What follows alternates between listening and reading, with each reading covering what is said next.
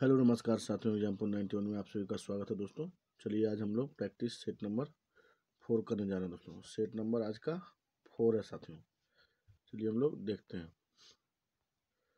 Sociology का है दोस्तों, पेपर 2, जिन भाई बहनों का होगा वो जरूर से जरूर देखिएगा दोस्तों। चलिए हम लोग क्वेश्चन नंबर 1 देखते हैं। ऐसे लक्ष्य की प्राप्ति के लिए मिलजुल कर कार्य करने में जिसे सब चाहते हैं, निम्न में से कौन सी भावना निहित होती है दोस्तों? उसमें कौन सी भावना निहित होती है? सहयोग की। फिर से एक बार पढ़ लिया जाए। ऐसे लक्ष्य की प्राप्ति के लिए मिलजुल कर कार्य करने में जिसे सब चाहते हैं, निम्न में से कौन सी भावना निहित होती है? सहयोग की भावना निहित होती है दोस्तों। चलिए नेक्स्ट क्वेश्चन की ओर। वह प्रक्रिया जिससे एक समूह का सामाजिक संस्कृति अस्तित्व दूसरे समूह में विलीन हो जाता है, क्योंकि उनमें दूसरे समूह की संस्कृति स्वीकार कर ली है, कही जाती है दोस्तों। इसे समाकलन कहते हैं। फिर से एक बार देखिए। वह प्रक्रिया जिससे एक समूह का सामाजिक सांस्कृतिक अस्तित्व दूसरे समूह में विलीन हो जाता है, क्योंकि उसने दूसरे समूह की संस्कृति स्वीकार कर ली है, कही जाती है समाकलन दोस्तों। चलिए हम लोग नेक्स्ट क्वेश्चन की ओर चलते हैं। संघर्ष सिद्धांत का प्रतिपादक निम्नलिखित में कौन सा विचारक था दोस्तों? तो कौन से विचारक थे? तो डेरेनडार्फ थे दोस्तों। कौन थे? संघर्ष सिद्धांत का प्रतिपादक निम्नलिखित में कौन से विचारक थे? डेरेनडार्फ थे दोस्तों। चलिए नेक्स्ट क्वेश्चन की ओर चलते हैं। जनसंख्या के संगठन तथा परिवर्तन का सांख्यिकीय विश्लेषण तथा वर्णन निम्नलिखित में किस शाखा से संबंधित है साथियों? ये संबंधित है जननांकी से। किससे संबंधित है? जननांकी से दोस्तों। चलिए नेक्स्ट क्वेश्चन की ओर। क्वेश्चन नंबर 5 देखिए।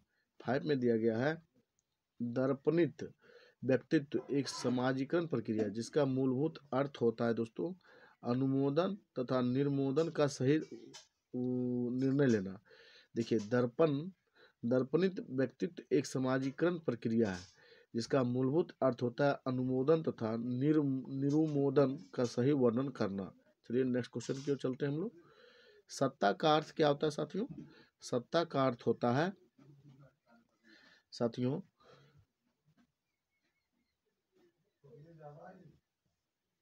सॉरी दोस्तों, आप जो 5 देखे थे, ये क्वेश्चन आपका गलत है। देखिए, दर्पणन व्यक्तित्व का समाजीकरण प्रक्रिया जिसका मूलभूत अर्थ होता है अपने व्यक्तित्व की सही प्रतिफलन करना, अपने व्यक्तित्व का सही प्रतिफलन करना दोस्तों। चलिए हम लोग 5-6 देखते हैं। सत्ता का अर्थ होता है उपर्युक्त सभी हो जाएगा इसमें दोस्तों। कानूनी हो सकता है, परंपरागत हो सकता है और करिश्माई हो सकता है, तीनों हो सकता है दोस्तों। चलिए नेक्स्ट 7 नंबर हम लोग चलते हैं। सजीव जन्म देने की स्त्री सामर्थ्य को कहा जाता है। सजीव जन्म देने की स्त्री सामर्थ्य को कहा जाता है दोस्तों। तो उसे क्या कहते हैं? परसूतिता कहते हैं। उसे क्या कहते हैं? परसूतिता दोस्तों। चलिए नेक्स्ट क्वेश्चन क्यों चलते हैं। अधिकांश भूमिकाएं अधिकांश भूमिकाएं जो होती है अन्योन होती है। कैसी होती है दोस्तों? अन्योन होती है। अधिकांश भूमिकाएं कैसी होती है? अन्योन। चलिए हम लोग देखते हैं। भारतीय संविधान का अनुच्छेद 335 डैश आरक्षण प्रदान करता है दोस्तों। तो अनुसूचित जातियों और जनजातियों को सरकारी नौकरी में आरक्षण प्रदान करता है भारतीय संविधान का अनुच्छेद 335 दोस्तों। चलिए हम लोग क्वेश्चन नंबर 10 देखते हैं। 10 में दिया गया औद्योगिक समाज की मूलभूत विशेषता है दोस्तों। तो यांत्रिकीकृत उत्पादन के साधन है। औद्योगिक समाज की मूलभूत विशेषता क्या होती है? यांत्रिक उत्पादन के साधन दोस्तों। चलिए हम लोग नेक्स्ट क्वेश्चन की ओर चलते हैं। क्वेश्चन नंबर 11 देखिए। निम्नलिखित समाजों के प्रकारों में कौन एक समाज आधिकारिक तंत्र का पूर्ण अभाव दर्शाता है दोस्तों? निम्नलिखित समाजों के प्रकारों में कौन सा एक समाज आधिकारिक तंत्र का पूर्ण अभाव दर्शाता है साथियों? तो जनजातीय। कौन दर्शाता है? जनजातीय। चलिए नेक्स्ट क्वेश्चन की ओर। 12 है। निम्नलिखित विशेषताओं में से कौन सी एक जनजातीय समाज के चलिए आगे देखते हैं। साथ संबंध नहीं है दोस्तों। ये संबंध नहीं है तो संरक्षित असमानता है। किसके साथ संबंध नहीं है? तो संरक्षित असमानता दोस्तों। अंतर्विवाह है, एकल समाज से नहीं है, समान प्रदेश है दोस्तों। चलिए हम लोग 13 देखते हैं। 13 में बोला गया है साथियों, निम्नलिखित कथनों में कौन एक श्रेणीबद्ध संगठन के प्रत्यय को सही परिभाषित करता है? तो साथियों करता है असमानता जो परिस्थितियों के संस्तर में संस्थागत है, असमानता जो परिस्थितियों के संस्तर में संस्थागत है। चलिए नेक्स्ट क्वेश्चन के चलते हैं। कृषि कृषक समाजों के सामाजिक संस्कृति विश्लेषण के हित लघु परंपरा और बृहद परंपरा के संप्रत्ययों का निरूपण किसने किया दोस्तों? ये क्या? Robert Redfield. दोस्तों कौन किया था? रॉबर्ट रेडफील्ड साथियों। चलिए नेक्स्ट क्वेश्चन क्यों चलते हैं। 15 देखिए, 15 में बोला गया है निम्नलिखित कथनों पर विचार करें।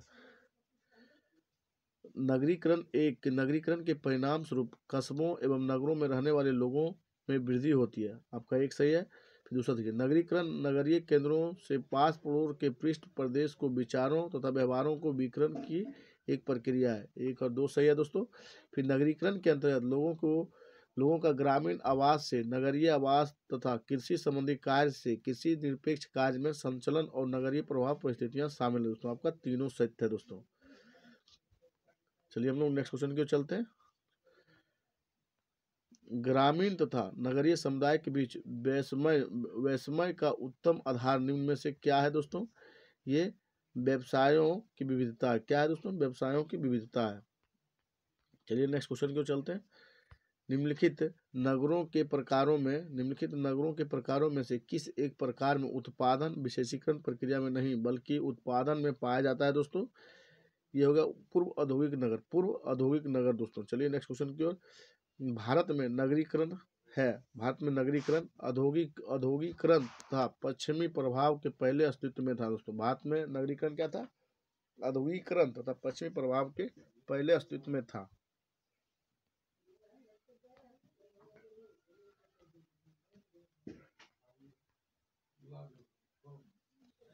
चलिए हम लोग साथियों 19 देखते हैं।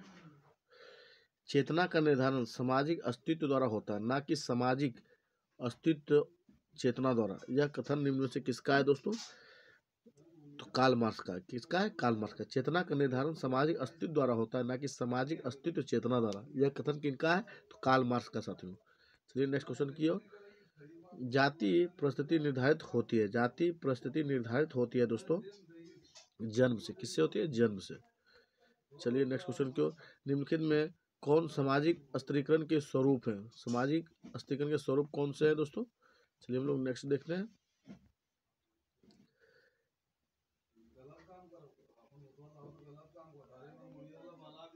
जाति तथा वर्ग होते हैं। कौन थे? जाति तथा वर्ग दोस्तों।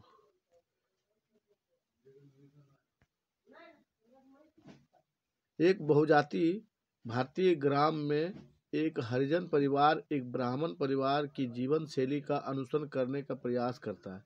परिणामतः हरिजन परिवार की जीवन शैली में कुछ परिवर्तन घटित होती है। समाजशास्त्रीय भाषा शैली में ऐसे परिवर्तन को निम्न में से किस पर आरोपित किया जाता है दोस्तों? तो ये आरोपित किया जाता है संस्कृतिकरण पर दोस्तों। किस पे किया जाता है? संस्कृतिकरण पे दोस्तों। चलिए देखते हैं हम लोग आगे। व्यक्ति के वर्ग का निर्धारण होता है। व्यक्ति के वर्ग का निर्धारण उसकी सामाजिक परिस्थिति द्वारा होता है। उसकी सामाजिक परिस्थिति द्वारा होता है दोस्तों। जनजातीय समाजों में अवस्था समुच्चय निम्न में से किसका आधार माना जाता है दोस्तों? तो ये सामाजिक विभेदीकरण का माना जाता है। किसका माना जाता है? सामाजिक विभेदीकरण का साथियों। चलिए हम लोग नेक्स्ट क्वेश्चन देखते हैं। 25 देखिए। जातिवाद से हमारा आशय है दोस्तों। जातिवाद से हमारा आशय अपनी जाति के समर्थन में केवल पूर्वाग्रह नहीं वरन अन्य जातियों के विरोध में पूर्वाग्रह होना। आपका 20 सत्य है। चलिए नेक्स्ट क्वेश्चन की ओर। मैक्स वेबर के अनुसार एक परिस्थिति समूह वह है जो मान शक्ति तथा प्रतिष्ठा पर आधारित है दोस्तों। मैक्स वेबर के अनुसार एक परिस्थिति समूह वह है जो मान शक्ति तथा प्रतिष्ठा पर आधारित होता है। चलिए हम लोग आगे देखते हैं। क्वेश्चन नंबर 27 देखिए दोस्तों। मैक्स वेबर के अनुसार अस्त्रीकरण के 3 आधार क्या हैं? तो दोस्तों वर्ग है, परिस्थिति और शक्ति है। क्या है? वर्ग, परिस्थिति और शक्ति है दोस्तों।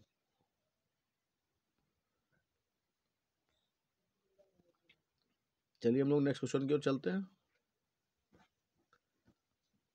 कौन सी एक सामाजिक अस्त्रीकरण की सर्वाधिक महत्वपूर्ण विशेषता है दोस्तों? विभेदीकरण श्रेणीकरण है दोस्तों। कौन सी एक सामाजिक अस्थिकरण की सर्वाधिक महत्वपूर्ण विशेषता है? तो विभेदीकरण श्रेणीकरण दोस्तों।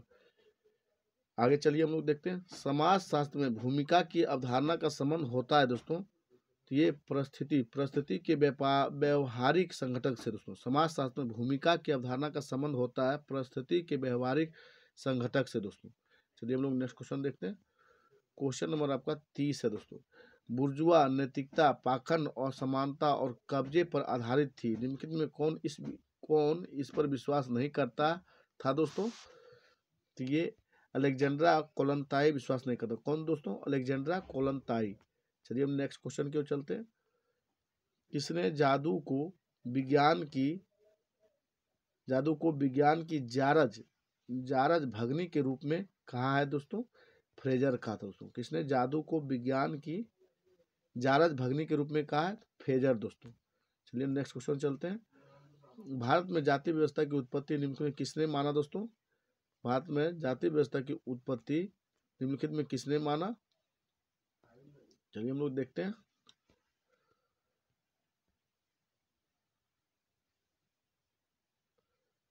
विश्वास को एक प्रमुख कारक के रूप में स्पष्ट किया दोस्तों। तो ये किए थे कौन? नेस्फील्ड दोस्तों। कौन किए थे? नेस्फील्ड। चलिए हम लोग आगे चलते हैं। जनजातियों के धर्म के एक सामान्य स्वरूप को जिसके काल तथा देश के अत्यंत पृथक्करण किया उसे उस समाजशास्त्री को कहते हैं दोस्तों टोटमवाद कहते हैं। फिर से इसको देखिए।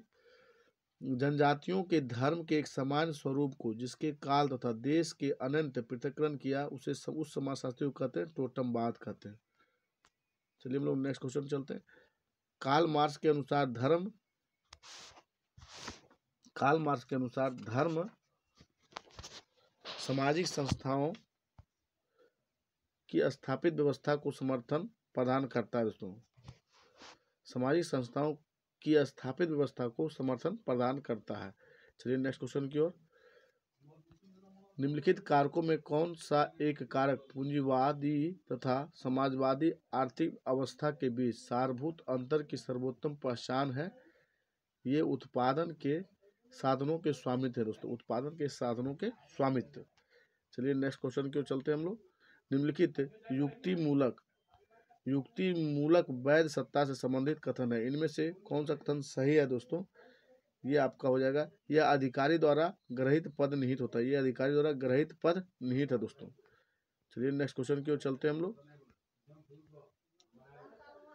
समाज शास्त्र का विशिष्टवादी संप्रदाय जिस अध्ययन पर बल देता है वह है दोस्तों, वह सामाजिक प्रक्रियाएं। क्या है? सामाजिक प्रक्रिया दोस्तों। चलते हम लोग आगे चलते हैं। क्वेश्चन 38 दोस्तों। निम्नलिखित समाज शास्त्रियों में कौन सा एक स्वरूपात्मक संप्रदाय का अधिवक्ता नहीं है दोस्तों? तो ये कौन नहीं है? दुर्खिम नहीं है दोस्तों। कौन है? दुर्खिम। चलिए देखते हैं हम लोग 39 दोस्तों। यह किसकी मान्यता है कि मानव जीवन के किसी भी पहलू का मूल तत्व विपरीत दिशाओं में विरोधी तत्वों के अस्तित्व पर आधारित है दोस्तों? यह हो जाएगा आपका सीमेल दोस्तों। कौन है? सीमेल।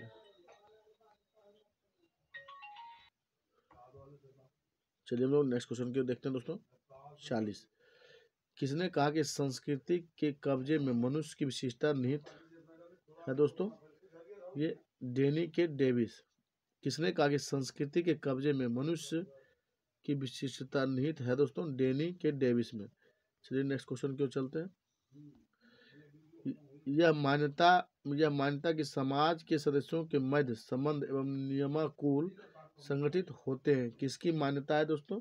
यह मान्यता प्रकारवाद की। किसकी? प्रकारवाद की। यह मान्यता कि समाज के सदस्यों के मध्य संबंध एवं नियमानुकूल संगठित होते हैं किसकी मान्यता? प्रकारवाद की दोस्तों। चलिए नेक्स्ट क्वेश्चन की ओर। किसने मत व्यक्त किया कि लोगों की संस्कृति का प्रमुख निर्धारक उत्पादन का ढंग है दोस्तों? ये कार्ल मार्क्स है। कौन है? Karl Marx. किसने मत व्यक्त किया कि लोगों की संस्कृति का प्रमुख निर्धारक उत्पादन का ढंग है? तो कार्ल मार्क्स दोस्तों। चलिए नेक्स्ट क्वेश्चन की ओर चलते हैं हम लोग। 43 में आप देखिए, 43 में है कि निम्नलिखित सामाजिक सांस्कृतिक परिवर्तन के सिद्धांतकारों में किसने यह तथ्य प्रक्षेपित किया कि परिवर्तन बाह्य कारकों द्वारा समर्थन पाते हुए व्यवस्था के भीतर से घटित होता है? ये पीएस सिरोकिन का कथन है। किनका है दोस्तों? पीएस सिरोकिन का। चलिए नेक्स्ट क्वेश्चन की ओर चलते हैं हम लोग। पीएस सिरोकिन को निम्न मध्य विभेद के लिए जाना जाता है दोस्तों। इन्हें अंतःक्रिया की घनिष्ठता, संवादात्मक और अनिवार्य व्यवस्था के हेतु के लिए जाना जाता है दोस्तों। चलिए हम लोग नेक्स्ट क्वेश्चन की ओर।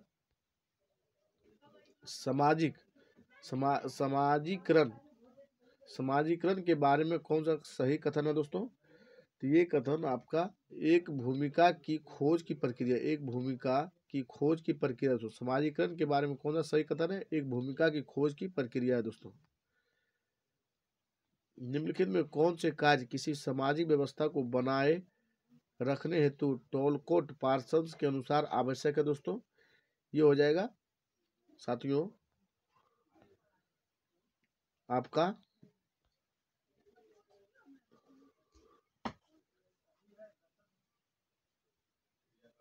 आपका अनुकूलन हो जाएगा, फिर आपका लक्ष्य प्राप्ति हो जाएगा साथियों, एकीकरण हो जाएगा, फिर प्रतिमान अनुरक्षण हो जाएगा दोस्तों। आपका बी सही है दोस्तों। चलिए नेक्स्ट क्वेश्चन की ओर चलते हैं। सामाजिक प्रतिमानों की अनुपस्थिति में नहीं होगा, सामाजिक प्रतिमानों की अनुपस्थिति में नहीं होगा तो साथियों ये आपका समाज होगा। क्या होगा? समाज दोस्तों। चलिए हम लोग नेक्स्ट क्वेश्चन की ओर चलते हैं। भीड़ एवं श्रोता समूह के मध्य साधारण गुण क्या है? भीड़ एवं श्रोता समूह के मध्य साधारण गुण क्या है दोस्तों? ये दोनों में भौतिक उपस्थिति वांछित होती है। दोनों में भौतिक उपस्थिति वांछित है दोस्तों।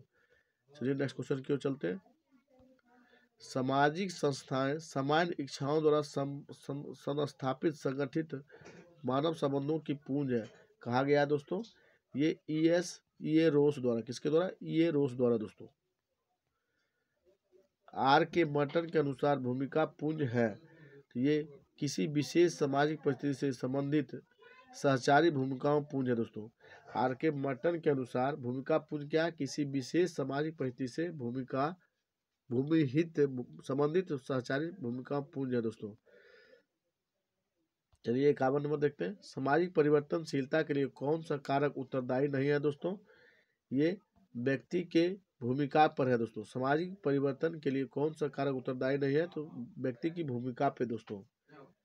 चलिए हम लोग नेक्स्ट क्वेश्चन की ओर चलते हैं। निम्नलिखित में किसने वर्ग सनस्त्रन अध्ययन में ऐतिहासिक, चलिए हम लोग आगे देखते हैं।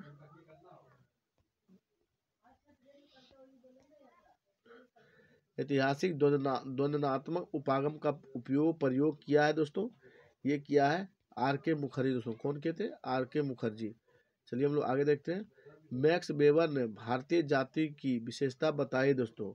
तो मैक्स वेबर ने भारतीय जाति की विशेषता बताई एक बंद परिस्थिति समूह के रूप में, एक बंद परिस्थिति समूह के रूप में दोस्तों। चलिए हम लोग आगे देखते हैं।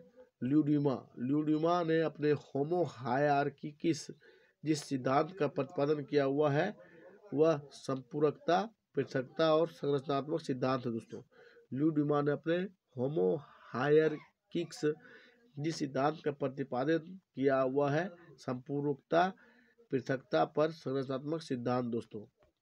कोलिस का अध्ययन किसके नाम से संबंधित है दोस्तों? कोलिस का अध्ययन जीएस धुर्ये के। कोलिस का अध्ययन किसके नाम से? जीएस धुर्ये के नाम से संबंधित है। निम्नांकित में से किसने यह प्रस्तावना प्रस्तुत की कि ज्ञान की स्थिति बदल जाती है जो ही एक समाज उत्तर आधुनिक युग में प्रवेश करता है और संस्कृति उत्तर आधुनिक युग में प्रवेश करती है? ये किनका कथन है? जे.एफ. लियोटा को दोस्तों। जे.एफ. लियोटार्ड का है। चलिए आगे चलते हैं हम लोग। समकालीन समाज शास्त्रों में कौन आधुनिक सामाजिक परिवर्तन के प्रसंग में अति यथार्थता और मृत्यु संस्कृति की बात करता है? तो ये दोस्तों आपका जे बोड्रिलार्ड है। जे बोड्रिलार्ड। चलिए हम लोग नेक्स्ट क्वेश्चन की ओर चलते हैं। मानव जातीय समूह के लिए क्या सच नहीं है? मानव जातीय समूह के लिए क्या सच नहीं है साथियों? तो ये आपका बटी हुई ऐतिहासिकता सच नहीं है। मानव जातियां समूह के लिए क्या सच नहीं है, तो बटी हुई ऐतिहासिकता दोस्तों। चलिए हम लोग नेक्स्ट क्वेश्चन की ओर चलते हैं।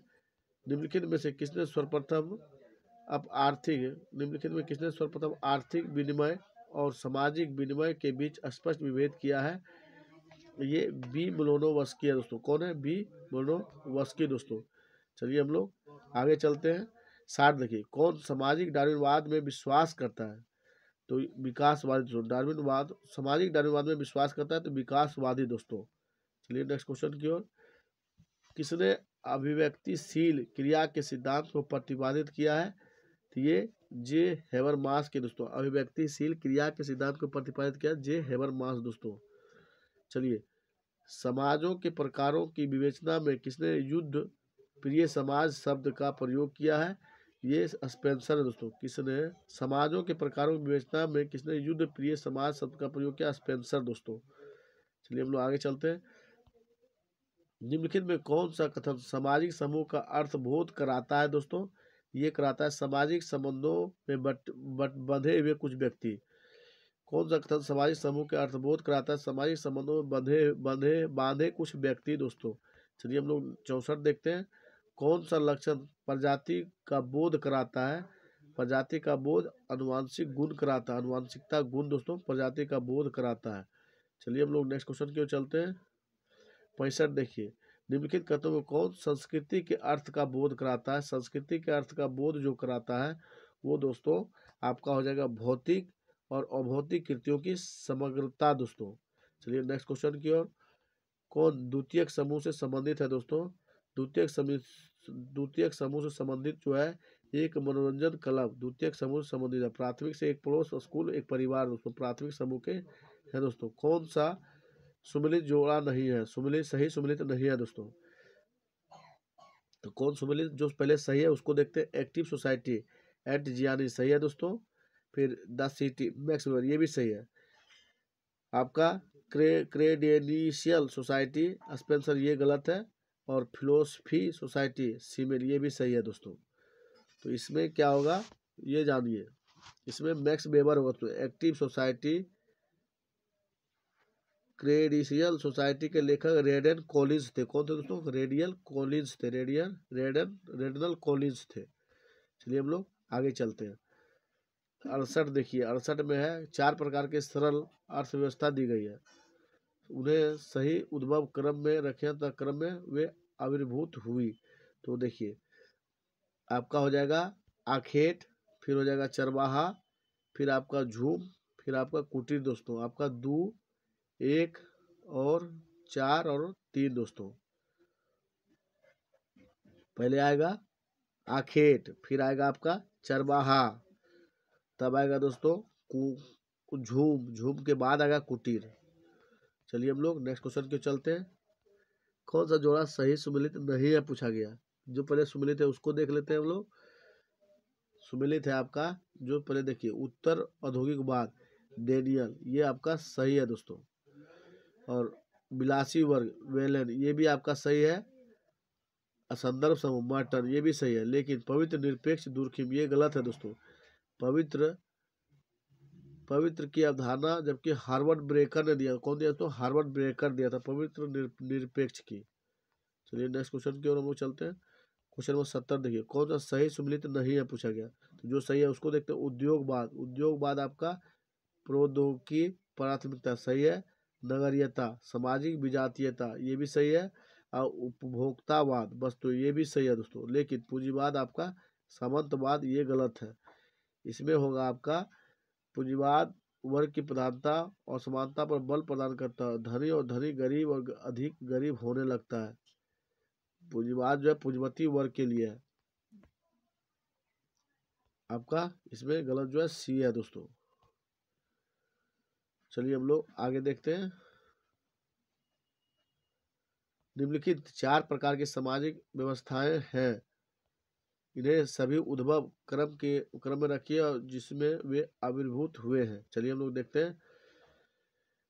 आपका हो जाएगा दास्ता पूर्ण पहला दोस्तों। क्या होगा? दास्ता पूर्ण। उसके बाद हो जाएगा बर्बर हो जाएगा। उसके बाद सभ्य सभ्य हो जाएगा। उसके बाद क्या होगा, सभ्य दोस्तों। उसके बाद उत्तर अधोगी हो जाएगा, मतलब ए हो जाएगा दोस्तों। पहले हो जाएगा दास्तापूर्ण, फिर हो जाएगा बर्बर, फिर सभ्य, फिर उत्तर अधोगी दोस्तों। चलिए हम लोग नेक्स्ट क्वेश्चन की ओर चलते हैं। किसने कहा एक प्रजाति अनुवांशिक शारीरिक भिन्नताओं द्वारा पहचाने लोगों का एक बृहद समूह है दोस्तों? ये कहा था विंसेज और विंसेज दोस्तों, विंसेज और विंसेज। किसने कहा एक प्रजाति अनुवांशिक शारीरिक विभिन्नताओं द्वारा पहचाने लोगों का एक बृहद समूह है? चलिए हम लोग नेक्स्ट देखते हैं आगे।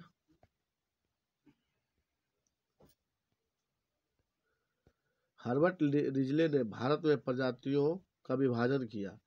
हर्बर्ट रिजले 7 प्रकार के प्रजातियों का विभाजन किया। कितने प्रकार के? 7 प्रकार के दोस्तों। चलिए हम लोग नेक्स्ट देखते हैं। संस्कृति के उत्कृष्ट सावयवी दृष्टिकोण को प्रतिपादित किया था। ये कौन किए थे? हर्बर्ट स्पेंसर किए थे। कौन? Herbert Spencer. संस्कृति के उत्कृष्ट समावेशी दृष्टिकोण को प्रतिपादित किया था हर्बर्ट स्पेंसर। चलिए नेक्स्ट देखिए।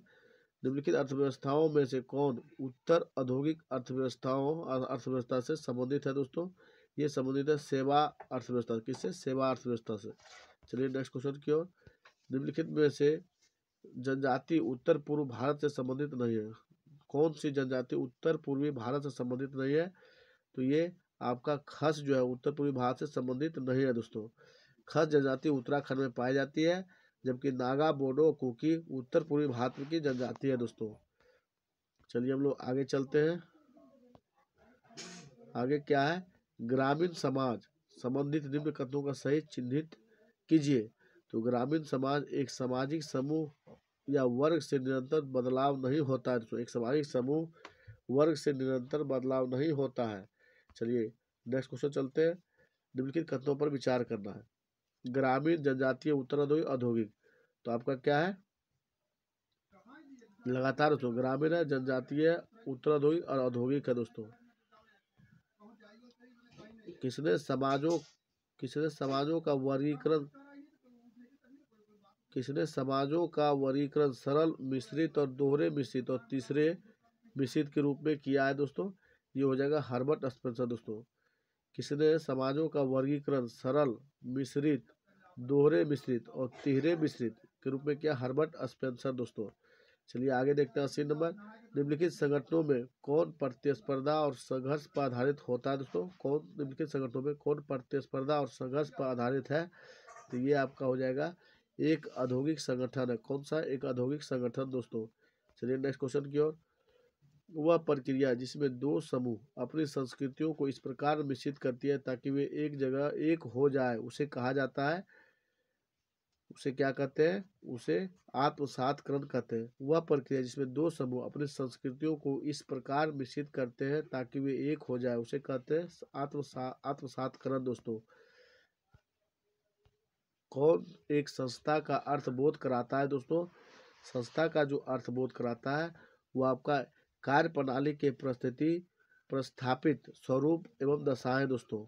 चलिए हम लोग नेक्स्ट क्वेश्चन की ओर चलते हैं। निम्नलिखित में से किसने दी constitution of society and out line of the theory of abstraction पुस्तक लिखी है? तो ये आपका एंथनी गिडेंस का है। किसने दी constitution of society and outline of the theory of abstraction पुस्तक लिखी थी? एंथनी गिडेंस दोस्तों। चलिए कौन तृतीयक नातेदारी है दोस्तों? तृतीयक नातेदारी आपका हो जाएगा ससुर का भाई। चलिए नेक्स्ट क्वेश्चन की ओर चलते हैं हम लोग।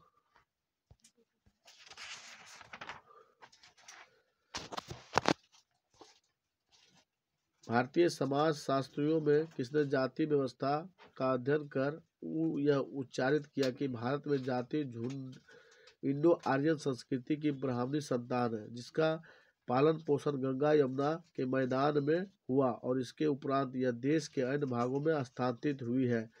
ये किनका कथन है दोस्तों? जीएस धुर्ये का। किनका है? जीएस धुर्ये का। चलिए हम लोग आगे चलते हैं। Joint family in an urban setting पुस्तक किसने लिखी दोस्तों? Joint family in an urban setting पुस्तक किसने लिखी? तो ये पुस्तक एडी रॉस का है। किसका? एडी रॉस का दोस्तों। सामाजिक स्तरण एक सूचक है। सामाजिक स्तरण एक सूचक है सामाजिक असमानता। किसका है? सामाजिक असमानता का। चलिए हम लोग आगे चलते हैं। नातेदारी के अंतर व्यक्तित्व संबंधों को कौन सी व्यवस्था संचालित करती है? नातेदारी के अंतर व्यक्तित्व संबंधों को कौन सी व्यवस्था संचालित करती है? ये व्यवस्था नातेदारी व्यवस्था को संचालित किसके दोस्तों? नातेदारी व्यवस्था को।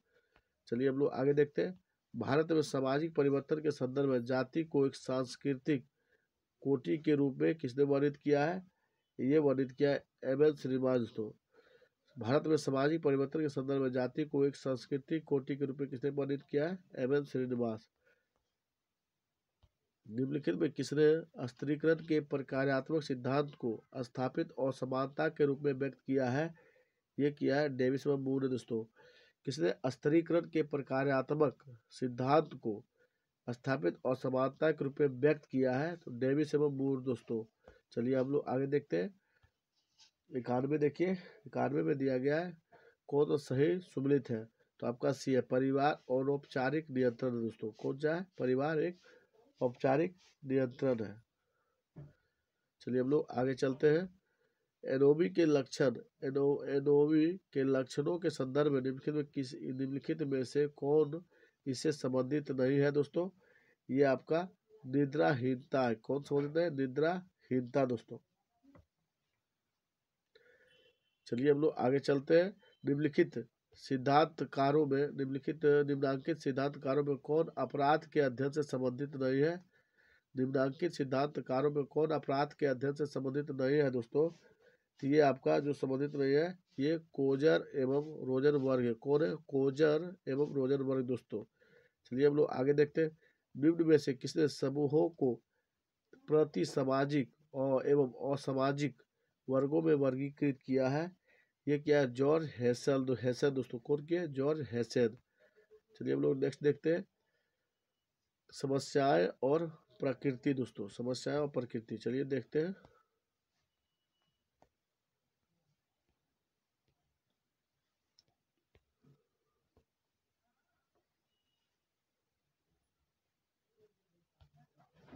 देखिए मादक द्रव्य व्यसन है दुष्मेर का। किसका है? दुष्मेर का दोस्तों।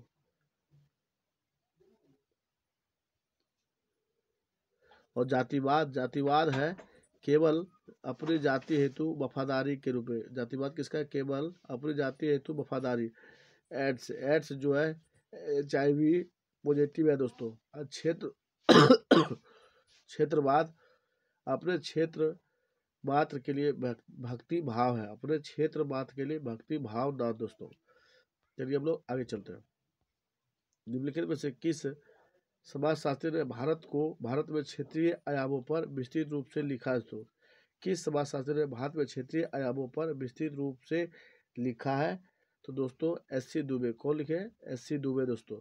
चलिए नेक्स्ट क्वेश्चन की ओर। किसके अनुसार समाजशास्त्र सामाजिक गुणों की प्रस्तुतिकरण समझ को प्रस्तुत करने का प्रयास करता है? ये करता है मैक्स वेबर दोस्तों। किसके अनुसार सामाजिक गुणों के प्रस्तुतिकरण समझ को प्रस्तुत करने का प्रयास करता है? Max weber. विचलन के नामकरण के सिद्धांत का प्रतिपादन किसने किया? विचलन के नामकरण के सिद्धांत का प्रतिपादन किसने किया दोस्तों? तो हार्वर्ड एस बेकर ने दोस्तों। हार्वर्ड एस बेकर ने। किसने कहा वैश्वीकरण विश्व चेतना को एक संपूर्ण रूप में तीव्रता प्रदान करता है? किसने कहा वैश्वीकरण विश्व चेतना को एक संपूर्ण रूप में तीव्रता प्रदान करता है? दोस्तों R. रॉबर्टसन ने किया था। कौन किया? R. रॉबर्टसन ने दोस्तों। चलिए हम लोग आगे चलते हैं। सामाजिक संरचना की परिभाषा अंतःक्रियात्मक सामाजिक शक्तियों के जाल के रूप में किसने की? ये हो जाएगा आपका कार्ल मार्क्स। कौन किया था? कार्ल मार्क्स ने। चलिए नेक्स्ट क्वेश्चन क्यों चलते हैं। किस उद्योग पर और कहाँ डॉक्टर सदरलैंड ने श्वेतसन अपराध संबंधी अध्ययन किया है? तो USA में मांस उद्योग दोस्तों। USA में मांस उद्योग। चलिए हम लोग आगे चलते हैं। निम्नलिखित भारतीय संविधान के अनुच्छेद पूंजों में कौन पिछड़े वर्गों के लिए विशेष प्रावधान प्रस्तुत करता है साथियों? ये करता है अनुच्छेद 15(4) और 16(4) दोस्तों। चलिए नेक्स्ट क्वेश्चन की ओर। पिछड़े वर्गों के लिए संविधान प्रदत्त मापदंडों में निम्नलिखित कौन सा कथन संबंधित है? ये आपका है सामाजिक और शैक्षिक पिछड़ापन दोस्तों। पिछड़े वर्गों के लिए संविधान प्रदत्त मापदंडों में निम्नलिखित में कौन सा कथन संबंधित है? सामाजिक और शैक्षिक पिछड़ापन दोस्तों। चलिए नेक्स्ट क्वेश्चन की ओर। अस्पृश्यता अपराध अधिनियम सर्वप्रथम कब पारित हुआ दोस्तों? ये हुआ 1955 में। अस्पृश्यता अपराध अधिनियम कब पारित हुआ? 1955 में दोस्तों। चलिए देखिए, निम्नलिखित में किसने जनजातीय सात्विकरण की प्रक्रिया की व्याख्या करने के लिए जाति सात्विक प्रारूप दिया है दोस्तों? ये सुरजीत सिन्हा थे। कौन थे? सुरजीत सिन्हा दोस्तों। चलिए नेक्स्ट क्वेश्चन की ओर चलते हैं हम लोग। भारत में के निम्नलिखित राज्यों में कौन एक राज्य ऐसा है जिसमें अनुसूचित जातियों की जनसंख्या अधिकतम प्रतिशत है दोस्तों? ये आपका हो जाएगा पंजाब दोस्तों। कौन है? पंजाब तथा हिमाचल प्रदेश से अनुसूचित जातियों का अनुपात सबसे अधिक है। पंजाब में 28.31% और हिमाचल में 25.34% दोस्तों। चलिए हम लोग नेक्स्ट क्वेश्चन की ओर चलते हैं। द पॉलिटिक्स ऑफ अनटचेबिलिटी पुस्तक किसने लिखी है दोस्तों? ये पुस्तक O.M. लिंच ने लिखी। कौन लिखी दोस्तों? O.M. लिंच ने लिखी दोस्तों। जेम्स जॉर्ज फ्रेजर की पुस्तक द गोल्डन बाउ में निम्नलिखित में से किन पक्षों की प्रस्तुत किया गया है दोस्तों? धर्म और जादू को प्रस्तुत किया। किसको? धर्म और जादू को। चलिए हम लोग आगे देखते हैं। महिलाओं के उत्थान से संबंधित सामाजिक नीति उपागम में जिस अवधारणा का अनुसरण किया जाता है वह है दोस्तों महिला सशक्तिकरण। क्या है? महिला सशक्तिकरण।